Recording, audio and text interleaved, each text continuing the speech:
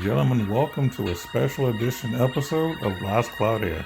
So it's at this time of the year where I want to kind of give Last Cloudia a yearly report card, if you will. We're going to talk about 2023. Certain things I'm going to do over in this video is the collabs that we've had for the year and my thoughts on those, a few of the characters. We're going to go over this seasonal units. And briefly, I'm not gonna spend a whole lot of time on each unit or anything like that. Just kind of an overview of everything. I'm also gonna talk about some of the new stuff that was added, like Guild Battle and the new arena revamp. Give my thoughts on those, and just kind of, how well did they do? Were there ups and downs, things of that nature. So the first thing I'm gonna go over is just all the collabs that we have. So let's go ahead and start with that. So we started with the Bayonetta collab. I believe was the first one that we had. If we had one before, it was probably an enemy one that I probably didn't care for. But I do remember this one for sure. This particular collab was pretty cool. Good music, as you would expect. I remember when I pulled this lady in particular, I was actually excited to pull her. Basically, she has a whole ton of slayers built in, which was a big deal. She's also a character who doesn't get penalized for using dual wield. So for those who don't know, when you're using dual wield, your damage is pretty much cut for the sake of being able to use a second weapon. But she has a passive that increases her damage if you're using both weapons.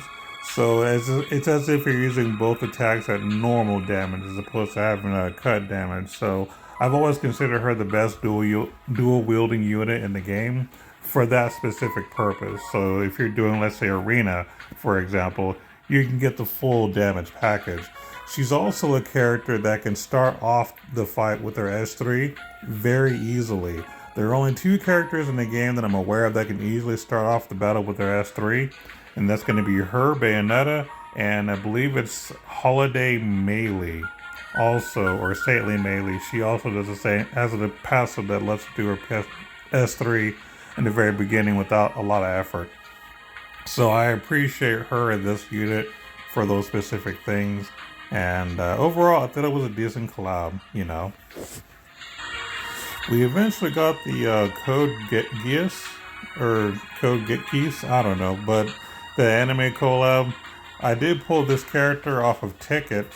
So it was a, decent surprise. I had no intention of spending on this one because I'm not really big into the anime. I've watched it before, and it's okay.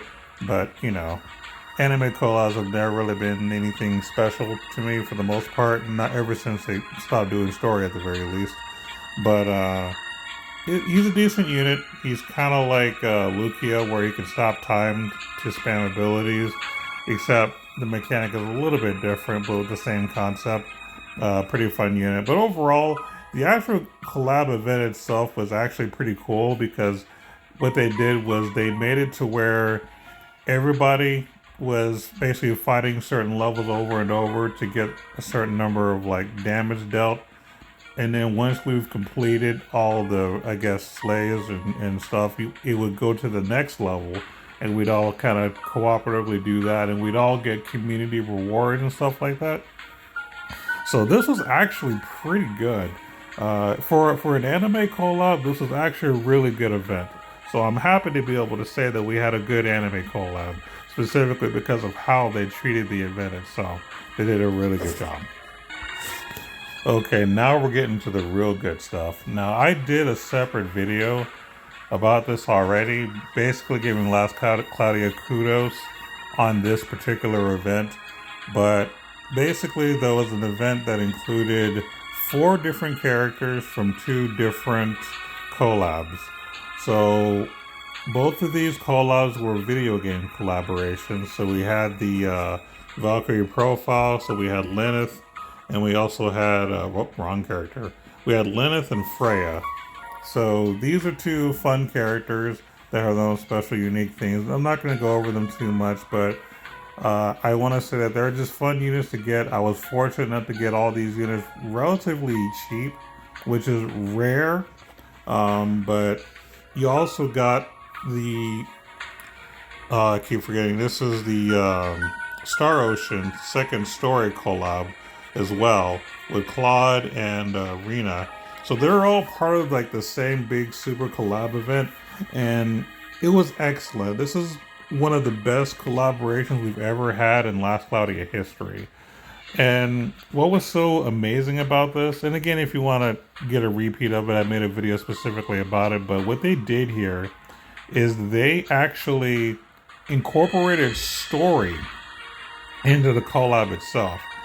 Now, the fact that we haven't had a story in collab in many, many years, and what makes this even more rare is this is the first time we've ever had story in a video game collaboration.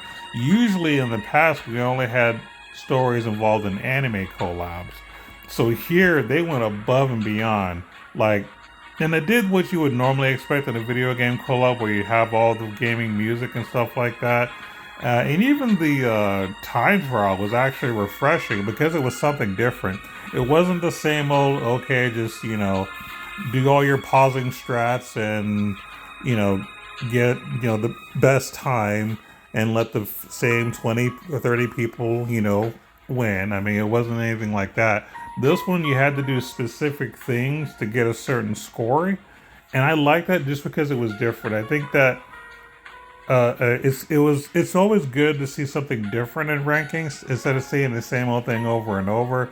So this was just a fantastic collaboration, and we also got some solid units. Obviously, Rena, super duper amazing support character. She's similar to Spirit Maiden Theria, where she can basically give you a shield, if you will, whenever she heals you. And it also prevents you from flinching to a degree. So lots of cool stuff with her. And then we got Claude, who was, a pretty solid DPS unit. Also got some good defensive passes as well. Really good bruiser, I would say. Freya's just a interesting mage that can potentially do a lot of special damage if you have everything set up properly. I don't have the patience to do it, but she's an interesting character, and I've built her because I just thought she was interesting. And then Lenneth, I think, is also a good tanky type character. You can build her with lots of HP and defense and stuff. And, she has some good passives that support the team offensively. So, pretty cool. So, they had some cool units, a really good event. Again, this is the best collab we've had this year, period. And arguably the best collab we've ever had. Like, that should tell Last Cloudia something. Good job, and I'd like to see more of this kind of thing. We also had a rerun of 2 different collaborations. It was a rerun, doing another back-to-back collab thing. They redid the Nier one, which I thought was the best one. Because, I'm a fan of the Nier franchise. Even though I never played the games, I've watched a lot of stuff about it, and it's very interesting. And the characters that they did as a, what do they call it? Well, basically, the shift versions of the characters they did were both solid. They redid Nines really well, and they redid 2B, who's now 2P, really, really well. So what I will say is overall, the event itself was fine. They had a time trial, but it was basically your basic, get the best time type of deal. So nothing super special. But what I will say that I like about time trial nowadays is they do give UR disc for the top 300 players. So that means that I can easily get a UR disc, so I'm grateful for that.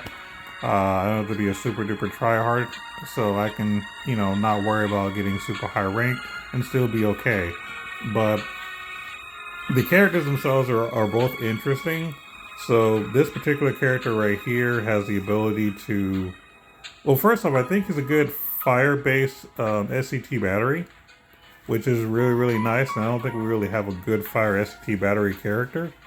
And when I say SCT battery, I'm talking about a character that can do normal hits without moving and can hit anywhere on the screen and can basically, do like Glass Record or Keen Eye to get everybody topped up and everything. That's basically how I use him. He also has a very interesting passive where when someone's doing like a skill to do damage, he can do a support type ability that'll also hit for more damage too. So I thought that was just kind of interesting and unique. And, most people like mechs, so that's kind of a plus too. But the real MVP here was 2P, my favorite unit of this particular collab, where she was basically a really good counter character. Part of the reason I liked Violet back a year prior was because she had a decent counter package, but the problem with her is that you have to be like right in their face in order to activate it, otherwise she'll be swinging at nothing. But with 2P, she eliminates that weakness, so when she gets hit, she has a chance to hit them from from anywhere in the map, which is amazing. Really, really good for GVG. Decent in arena, but you can get around that in an arena, really. But for GVG, she's freaking fantastic, and even in just in a PvE setting, she can do pretty good damage. Her S1 can kind of charge up really fast and smack the enemies pretty well. So she's a really good heavy hitter, even in a PvE sense. So she's basically a jack of all trades here. She's actually pretty good at everything when it comes to dealing damage and having good defense. Really, really amazing. And then on top of that, we also had the Slime collab rerun, which I'm not going to go over too much. It was nothing special to me. I've never liked the Slime collab to begin with. No matter, how many times I've done it, I've never liked them any time. I've never liked any of the characters. It's just not something I want to even waste resources on. So it was basically a skip for me. But that was the second collab they had in connection with this. But again, nothing worth really discussing. Okay, so the next thing I kind of want to go over is the redone, revamped arena. So this is a new version of it where what they've basically done is it's kind of what people are calling a leapfrog system, where basically if you want to get a certain rank, you have to physically beat someone that's in that rank, and then you replace your rank with theirs. And if somebody beats you, whoever beats you puts you down to wherever they were. So you basically switch places. So I've heard that a lot of people don't like it. Personally, I don't mind it, in all honesty. And I'll kind of explain why. So in the old arena, basically whoever had the most enough time to do attacks all day long could get the most points and win. So basically, the more you played, the higher your rank could be. You had no limits, and if you were gone for say a week or two, then good luck getting the top ranks, because other people have basically attacked so much that you're not going to be able to catch up. Here, the interesting part is you only get 10 attacks per day. That might sound limiting, but here's the deal. You're no longer having to compete against people who are just attacking all day and hoping you can attack as much as they do. Now you have to focus more on building your team right, because if you can build your team right, you can maintain the rank you have. And then it forces you to actually, build better. And it gives everybody a fair chance to potentially do better. Now you might say, well, it's not fair because at the end of the, season, someone could just take your spot. That's true, but if you build your defense well enough, that person attacking you might not be able to win anyway. And that's kind of what the point is here. See, I'm used to this format because I used to play a little game called Heroes Charge. And in Heroes Charge, they did this exact same thing. It was a leapfrog system. The biggest difference is it was all on auto, so you didn't have the advantage of being able to spam skills all the time. And I would say that's the only downside to Arena, in my opinion, is the fact that I think it should all be auto, and people shouldn't be able to just spam skills. I think we should just more rely on good team building, and that should be good enough. But either way, I have no issues with this particular arena system as far as the changes they've made. I think this is actually better. It promotes better team building. Like I said, the only thing that probably needs to change is just it should be all auto, or rather than being able to spam skills. And I actually just play it on auto even when I'm attacking, just to kind of show if my team building skills are good, if my team can do it without me having to manipulate things. I think that's the best signs of good team building, is being able to do it on your own. But that's pretty much my opinion on that. Like I said, I think this is actually better, and it gives everybody a fair chance. And it pushes you to just make a better defensive team and make a better offensive team, straight up. Oh yeah, and before I forget, another good thing about the arena now is that we can actually get crystals every day. In the past, you never got crystals for doing arena, unless like it was the very beginning, and if you got high enough rank, one time you get crystals. But now you can get crystals every day, which is something we didn't get in the old arena. So I like that too. It's another way to get resources that are otherwise hard to obtain. Okay, now I want to talk about the seasonal characters and the events themselves. Not a whole lot to talk about as far as the events. I'll just say that in general, the events were good on both ends. You know, they both had stuff to do. They both give you a lot of, good freebies, especially the summer one more than the holiday Christmas one. But the summer one was a really, really good event overall. As far as the characters, I was only able to pull one of them. But the one that I pulled, I like a lot. She's basically a good SCT battery, good damage dealer, just good all around everything. Jack of all trades, good at a lot of stuff. Just, kind of what I've been saying about the new nines. She's a much better version of that. And yeah, I have no complaints about her at all. But yeah, the event was good. I didn't get the other character. From what I've heard, the other character was good too. But I don't really have any comments since I didn't pull her. But overall, really, really solid units. They usually do a pretty good job with their summer units anyway, so it's to be expected. But I think they did an exceptionally, much better job than normal. As far as the holiday unit, which is the other seasonal character that we got for the year, we got a updated version of Graffle. I will say this is where I'm going to be the most critical in my opinions about what they've done this year. So in the past, holiday units have always been fantastic support characters that can also deal damage too. For example, when Theria came out, she was the best light mage in the game for a long time. Lily was slightly better because she can do double hits, but other than that, she was just a solid character in the beginning. And even nowadays, she still has competitive play in your PvP type events too, because of some of the passes that she has. So she's a solid character. She's like the very first old Christmas character, but it has still been usable to this day, which is a sign of good character building. Now, as far as the other ones that have come out, you had Lilibet, who was really good. She was basically a good SCT battery for the most part. That's how I used her. And then we had Christmas Melee, who was a really fantastic DPS with good support skills as well. So again, they do a fantastic job with their, seasonal units and their Christmas units. Unfortunately, I don't have much good to say about this one in particular. Now, as far as visual, let's say she looks kind of nice, a little cat girl thing going on, fun holiday stuff. So that's cool. I mean, they always knock it out of the park when it comes to how they, make the characters visually look. I think it's always a good thing to see in the backgrounds and all. But the way that they put this character together, I thought was horrible. So typically, you're looking for a holiday character usually gives buffs to other characters. Now she does that, but the way that she does it is very random and very inconvenient. So the way that she works is that you have to, every so many seconds I'm not so many seconds, basically every so often, you can spawn some treasure boxes that appear randomly on the map, and then one of your characters has to walk up to it and touch it, which prevents you from, either attacking or doing whatever you're trying to do. So it kind of makes your fights take longer. And then the buffs that you get are random. So it's just bad design. With the other characters, they gave buffs that didn't require you to run around the map, right? You just got them.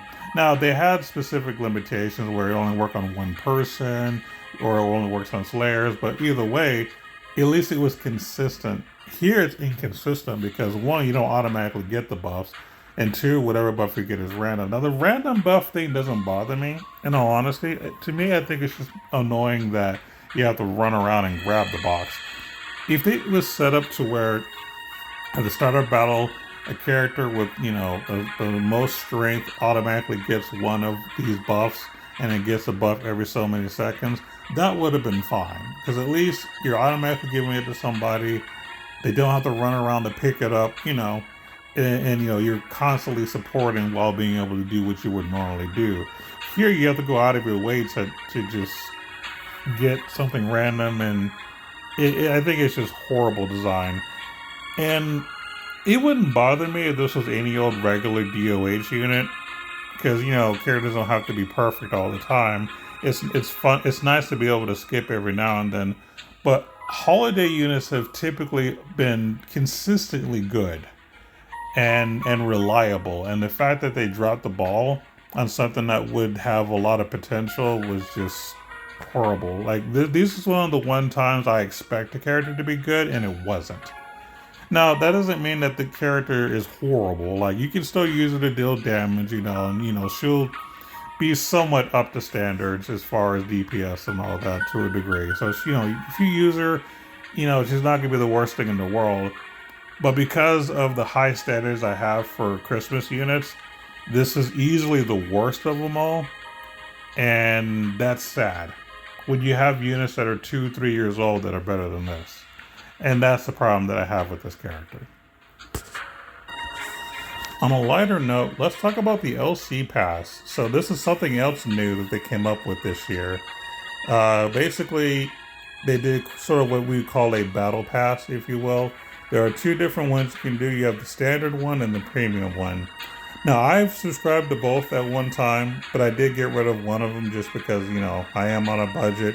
And the stuff that's on here, I personally don't need. But what I will say is that both of these are worth it. So the standard LC Pass, it's all here on the screen too. But basically, you get more experience, more orbs, more arc experience. Your tank limits get up higher, which makes it easier to do like God Forging stuff. Multiplayer rewards you get a bonus on if you care about it, and you get double the souls. So it's actually a really, really good package for the price that it is. Like, I honestly think this is amazing. So I may have to do another video about playing Last Cloudia on a budget, but I will 100% say that this is worth spending $3.99 a month on.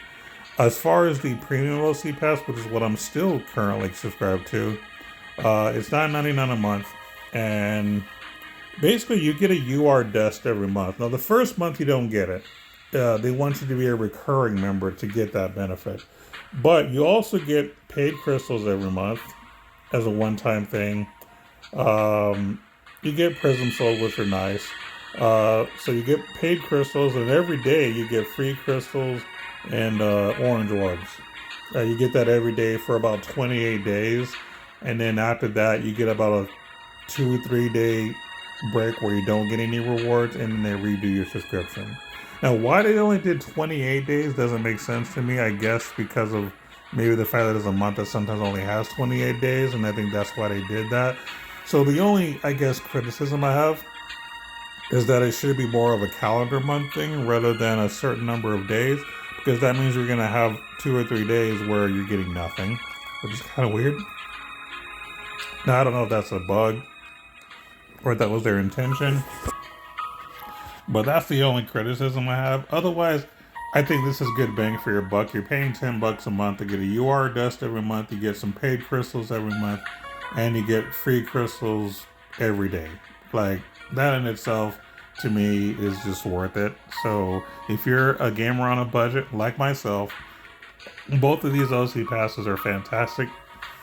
I'm really grateful that Last Cloudia did this, because I'll be honest, it's rare when you can find a good deal in Last Cloudia as far as spending money. The only other thing that I think they do a good job with is like the 9600 paid stuff. I think that is another good bang for your buck thing. But other than that, this is the only thing that you have the rest of the year that's worth spending your money and getting actual good value. So kudos on. I was really worried when they first talked about it. I was worried that this was going to be something that wasn't going to be worth it, and I'm glad that not only is it a good price, but you get good benefits off of both. So good job. And yes, we are at Guild Battle. Now this is just a setup phase where you're just putting your teams together and doing all that good stuff. But I wanted to talk about this because this is a brand new mode they did this year as well. And overall, I think this is fantastic. I love it a lot. So the way that this works is, First and foremost, in order to be eligible to participate, at least 10 of your guild mates have to manually sign up to be in guild battle. Now there is an option that'll let you auto sign every time without having to manually do it. But not everybody knows how to do it, and a lot of people just forget to do it. But either way, you have that option. Now once at least 10 people have been registered, you'll be able to be into the next battle, and you get to this phase here, which is the ready phase, where you set up your team. Now the way that your teams are set up is you basically go in and you set 4 teams: a team of 1, a team of 2, a team of 3, and a team of 4. Really, really interesting concept that they're doing here. Now, when you're setting up these teams, there are things to think about, right? Ideally, you want to make sure that either you kill the enemy or you just run down the clock. And, whatever is your method, you go ahead and do you. And there are obviously certain characters that excel at this for one reason or another, but I'm not going to go over that because that's a view that somebody else can do. But anyway, once you actually go into battle, you set up your 4 defense teams, and you can also set up your attack party. Now, after you set everything up and time runs out, you go to the battle phase. Once the battle phase starts, you can no longer edit your defensive teams. They're set the way they are. And oh, by the way, those teams of 1, 2, 3, and 4, you're setting up 2 sets of those teams. So 2 sets of 1, 2 sets of 2, 2 sets of 3, and 2 sets of 4. Now, the way that it works is when the battle starts, your attacking team, which can be edited even during the battle, you find someone to attack, and what happens is all on auto, and your team will automatically try to defeat them. The first one, the first team, all 4 of them, they'll try to fight. And if you happen to, the more wins you get, more rounds you clear, the more points your guild gets, and whoever has the most points wins. And you can strategize and communicate with the guild as far as who should attack who. It's a lot of fun. I enjoy being able to watch my teams defend against other people. And the cool thing too is you can watch others as well. So every time somebody attack and defends, it gives you notification. You get to look at the battles, who's fighting who, how did they do, who were they using. And it's just fun to watch too. It's fun to participate. It's fun to watch. It helps me get good ideas of how I want to build certain characters. There are certain characters I use that are very highly successful in here. I've already mentioned one earlier in the video. But this is a really, really good build. I think they did a lot of things right with it. The only criticism that I have is I would like to see more guilds be able to participate, because there were times where we weren't able to qualify because we didn't have enough people to participate. So maybe if you lowered it to maybe 5 being the minimum instead of 10, you might get more participants from each guild. Because a lot of times with certain guilds, not everyone is super competitive. You might have like 5 competitive people and maybe 10 casual people or whatever that don't really want anything to do with PvP at all. So it kind of makes it unfair to the people that want to at least participate when the others don't want to play. You know what I mean? But we also don't want to force them to do something they don't want to do as far as the casual players, right? So it's kind of a balanced situation. Now, if Last Cloudia wants to keep it the way they want to keep it, that's fine.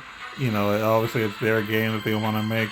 But that's the only thing I'd probably change is maybe the minimum number of entries. Maybe lower it to 5 or 7 or something like that. And then adjust how many times we can attack based off of that. Which, by the way, that brings us to my next point. When you're in the attack mode, the number of times you can attack a different person's fort depends on how many people entered. So, for example, if you have only 10 participants, each player can attack up to 4 times. But if you have, say, we'll say 16 people enter, then you might only get 3 attacks. And then it probably goes down to 2 once you get more than that, but I don't know what the exact numbers are. Basically, it's Last Claudia's way of balancing how you do the combat and how many times people can score and all that, which I think was really creative. But overall, this is just a fantastic event. It has its own special music, which I like as well. They did a good job on the music too. It's just a really, really solid event. So thank you, Last Cloudy, for including this. And it does also give us more of a reason to chat as well. So it's really, really cool. So if you've gotten this far in the video, I appreciate you for tuning in. The rest of the video is going to be me talking about some of my favorite characters of the year. So, at least you've gotten my opinion of all the major important changes in Last Cloudia, at least in my opinion. But the rest of the video is just going to be me talking briefly about some of my favorites. Not all of them, but just some of them of the year. So let's continue. So we have Magius. He was the first of what I'm going to consider the new generation of Last Cloudia characters. New generation to me means characters that can naturally deal about 100k damage per hit, and that's more or less it. But basically what makes him good, not just the physical damage, but he also has a leader ability where well, let's just take a look at it. He has a leader ability that has a charisma and an anima, but the charisma basically increases damage for people who are of the light element. So that's kind of his niche. That's really good. And that gives him longevity. So whenever he ends up not being able to do top tier damage compared to the others, he'll at least have a good passive that'll enable other characters. And I think that's why he's great. Now this character is just an interesting, unique character in the fact that he doesn't need weapons or armor. And that was the biggest selling point, is that he could deal damage without both of those. And it gave me a reason to use certain rare items that work for characters with no weapon or armor. So he's just a fun character, a fun idea. I don't use him a whole lot, but he's fun. That's pretty much it. And arguably my favorite of the three Emperors, I like Nell mainly because this is a special nuker, and I actually like building special nukers. Some people don't like this character because you have to have MP to do this, a large amount of damage. But I think that because the damage is so high, that you need something to prevent the game from just breaking. Instead of just being able to spam specials back to back, you have to actually kind of work for it if you want to do it a second time. Because I can enable her to deal at least 8 million damage by just doing the special. And I can probably insert a video or a clip of me actually doing that, which I think I will do after this. But yeah, that's kind of what I like about this character. But this character doesn't have to be built as a special nuker, which is what's really good about this one. You can also build as a DPS by using a lot of passives where basically Nell summons an old hero to do certain things. And if you look at the skills, a lot of it is based on if you have certain not if you have, but basically based off of using a character. So if the character appears, you get these buffs. And then when you look at the skills, a lot of these skills, if you have enough MP, a certain character will actually appear, and that's how you know that you're getting the extra benefits.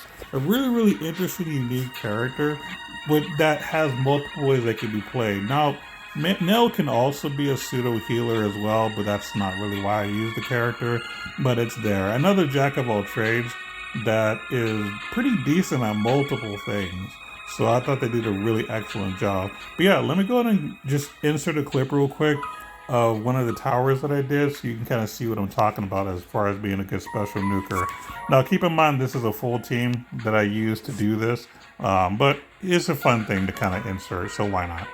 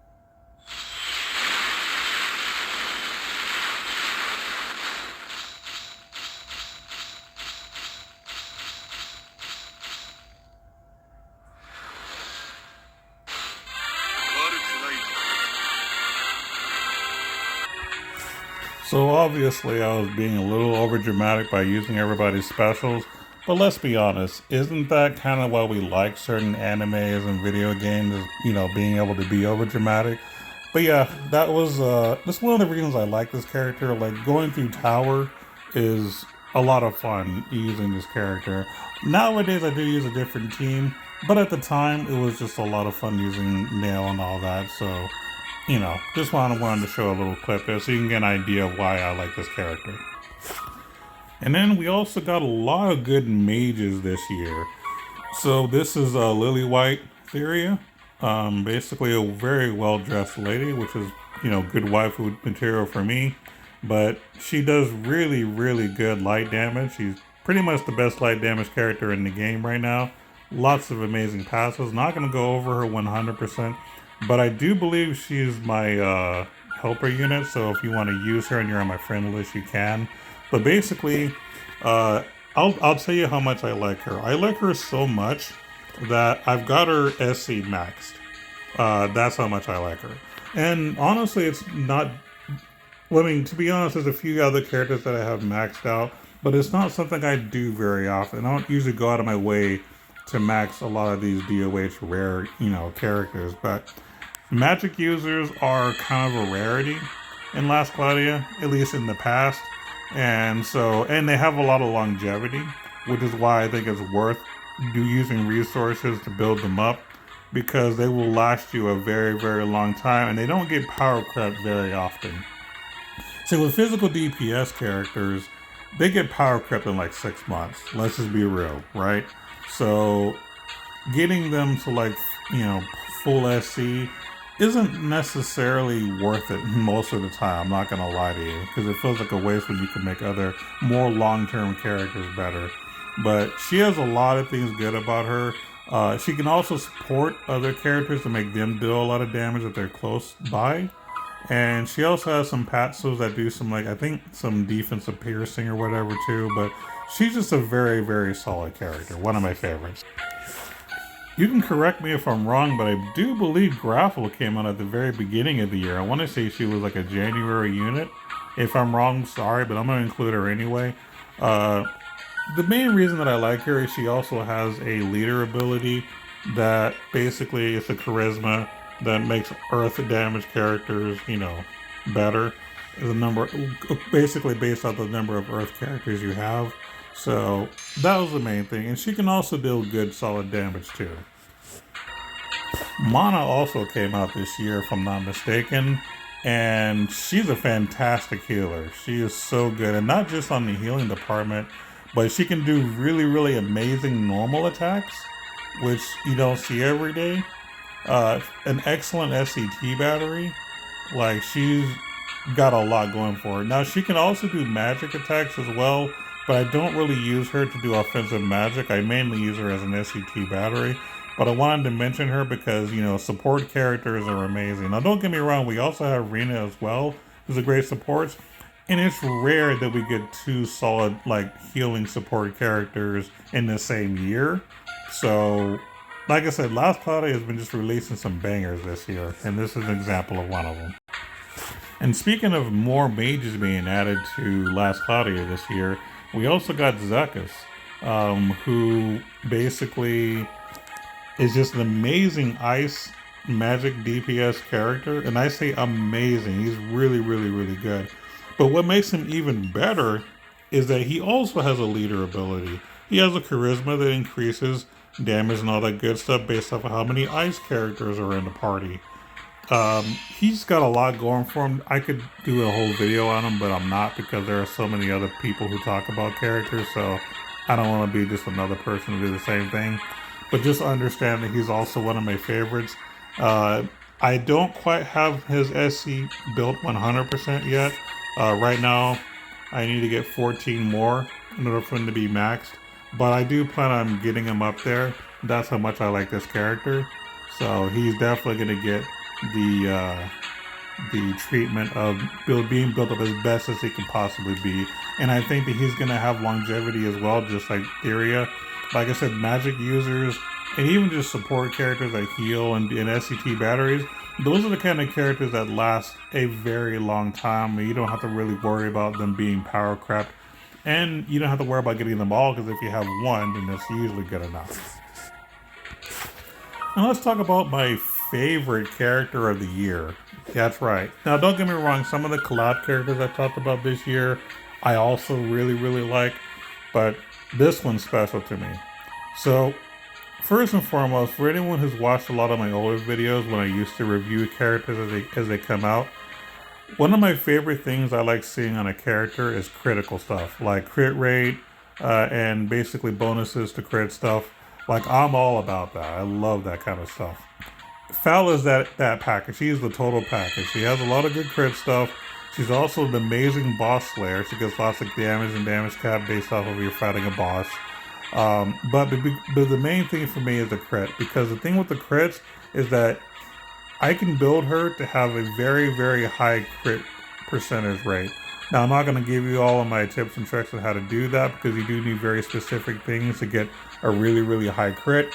But I can do that with her, and it's amazing. Like, I love this character a lot. I use her in basically everything that requires a boss to get killed.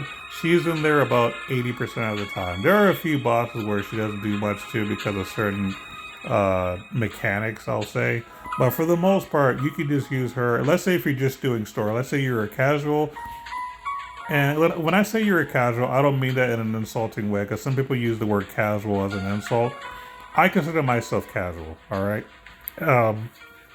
But if you're the kind of person that doesn't really care about anything super competitive, we'll say, and you just want to do story mode, maybe a few side things, be able to be bosses that are in the event, if you will, this character will get you through all of that. Like, she is an amazing character. And to kind of give you evidence of how much I like her, just like I did with everybody else, she's also maxed on SC. Now, I gotta give you a specific caveat. I got her maxed out before she was in the general pool. That's how much I like her. Because this is a general unit, like that you can get from the regular, like, gotcha ticket thing. Not a DOH kind of thing that's super rare. You can get her commonly, but I liked her so much that I got duplicates of her and made her max as fast as I could, because I like her that much, and I wanted to make sure I had all the skills I also needed to make her built the way I want her to be built.